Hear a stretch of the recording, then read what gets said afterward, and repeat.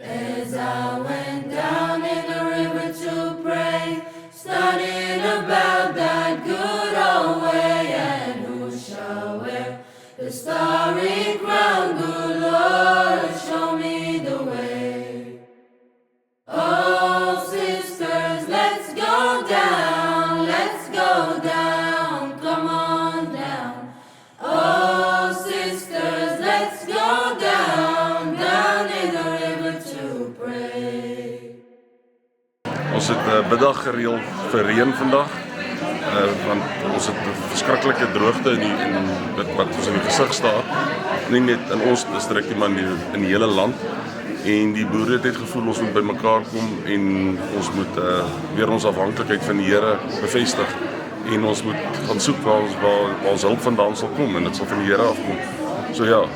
En hoe erg is die situasie vir boere? Is 'n wesenlike probleem, want die planttyd is besig om uit te loop, en behalwe die planttyd wat uitloop, is die beskikbare weiding is ook besig om agteruit te gaan.